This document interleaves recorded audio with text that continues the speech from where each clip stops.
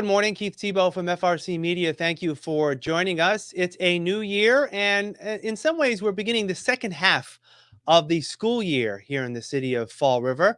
And they're facing a lot of challenges as our school systems across the country and around the world. So we thought we'd get an update on what's happening in our Fall River Public Schools. Please be joined by the Interim Superintendent of Schools, Maria Pontes.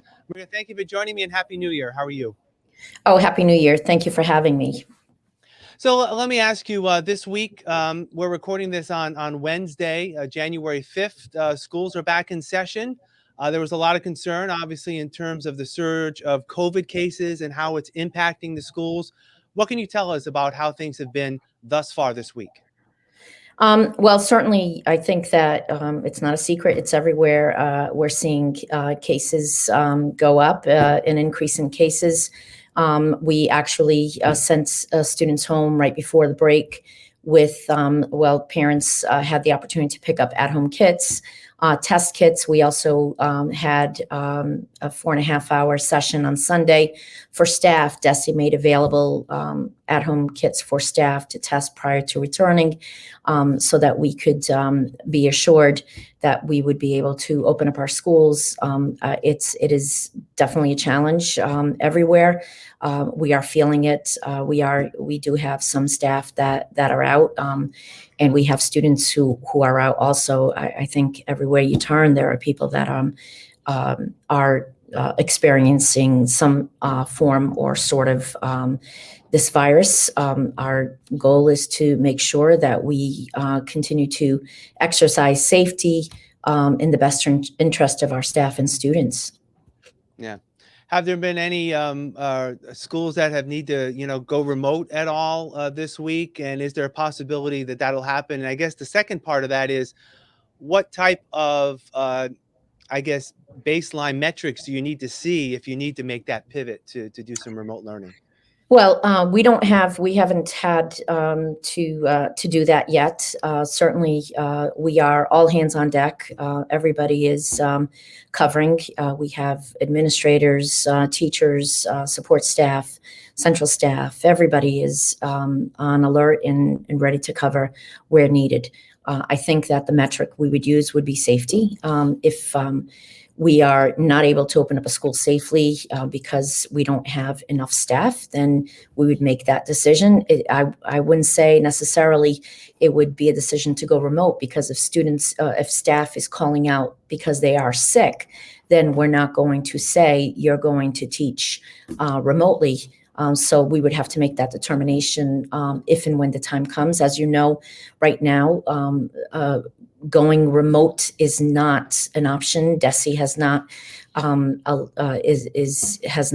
advocated for remote learning. We are doing everything we can to keep our kids in school. We certainly know that it was very difficult last year, and we know that the best way to keep kids in school is to have them in front of staff. But we also know that we have to do that safely for all. Yeah. So let me ask you, if there were a determination where there was a large number of students and teachers and staff in a school that became infected, that it would merit some sort of action, would that action be just a closing of the school, similar to if there were some sort of facility emergency, like a burst pipe, no heat? Is that how that would be treated? Yeah, I think initially that's exactly how it would be treated. We would look at all the data and the information, and we may have, it would be school by school, because we can't predict that it wouldn't be a district-wide thing. At one time, everybody would be dealing with the same staffing issue. So we will make that decision school by school if and when it's warranted. Yeah. All right, let me shift gears to talk about some other general activity at the schools. When we spoke back in the opening day of school back in the fall, it was a beautiful day, and it was exciting for students to get back. Have students and staff, I guess it's sort of still COVID related, have they adapted to the new normal of wearing masks? Has that become sort of a routine now that everyone's been accustomed to and adapting to fairly well? I think it is the new normal. Unfortunately, it probably is going to be a new normal for quite some time. Our students really have done a great job. I think that, like everywhere else, there are some students who are resistant, and there are some students who are not able to wear a mask for different reasons. But for the most part, I would say it's been a good adaptation, if you will. We are trying to get ourselves back into some sort of normalcy, but with definitely with different expectations, right? So we are being very thoughtful about how we group our children, transitions in hallways, in the cafeteria, et cetera. So the new norm is definitely something that has become status quo in all schools. Yeah. We've also spoken about how during the time of COVID in early 2020 and even through last year, there was a learning gap for students who were getting instruction from home remotely. Even though last year there was that hybrid, remote and in-person learning, and more students came back toward the end of the year. We talked about that learning gap. Has there been any measurements for the first half of this year on whether some of those gaps have been closed at all in terms of getting students up to where they need to be in terms of the learning outcomes for their grades? Well, I think that's a fluid, ongoing process. I think it's unrealistic to think that from September to December, we would be able to close those gaps, right? And on any given year, our students come to us with some gaps, and that's a process that it takes all year for us to address them. Certainly, we have put some provisions in place, interventions, where student schedules allow for them to be receiving some small group instruction. Our teachers are working hard at addressing those gaps, but to say that we've closed those gaps is unrealistic. Our kids lost out 18 months of interrupted schooling, and I think that it's unrealistic to think that that would be done in just a few months. I think it's going to take us a long time. It's an ongoing process that will take us a long time for us to get back and bring our students back to where they should be. What does that mean in terms of the quality of the education here in Fall River? Not overall quality, but in terms of, again, school districts are measured by MCAS and other metrics.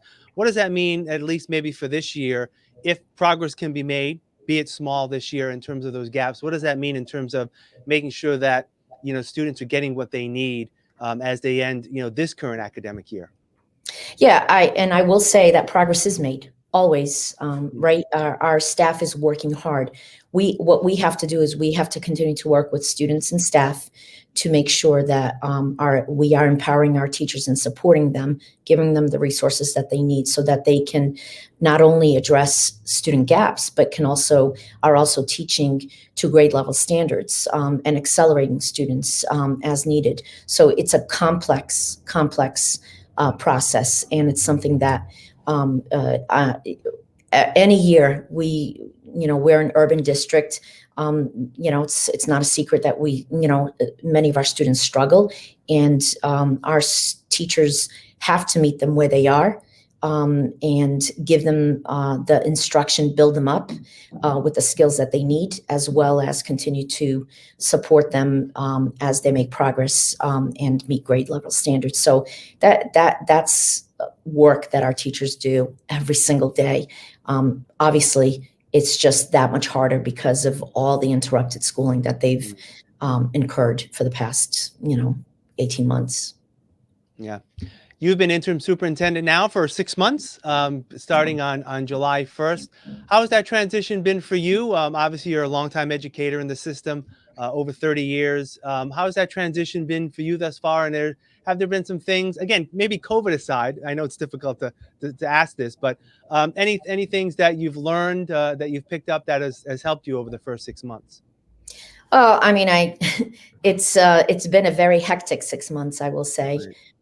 Certainly, my goal has been to support schools in going through all these ever-changing transitions that are occurring every single day. I mean, I think working with adults is different than working with kids, and I think one of the biggest challenges that I think that has been different is not being based in a school every single day, dealing with parents on a day-to-day basis, seeing kids face-to-face every day, all day long. I think that is a different sort of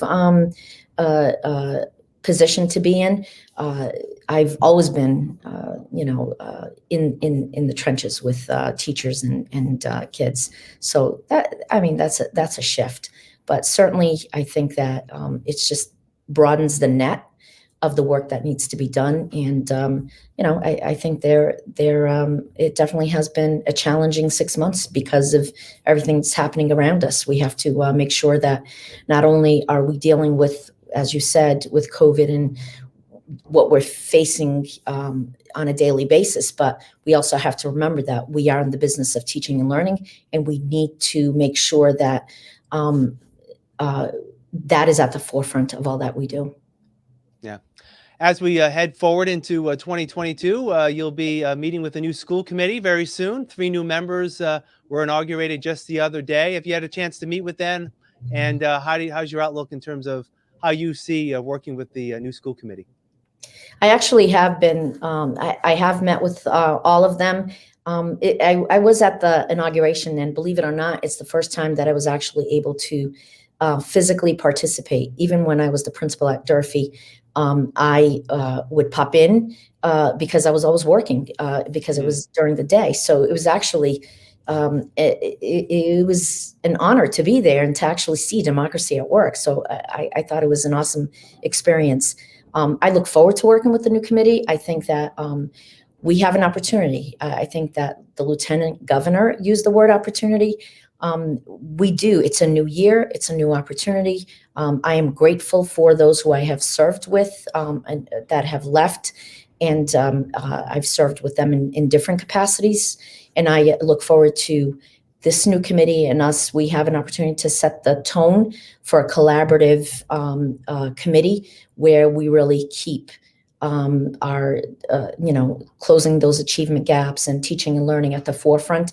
I think that there's there's a variation of experiences that we can all learn from. So, I mean, I'm hopeful that we are going to really, become a cohesive group where we're going to roll up our sleeves, get to work, and do whatever we need to do to make sure that our district is in good hands. So I'm looking forward to it. Yeah.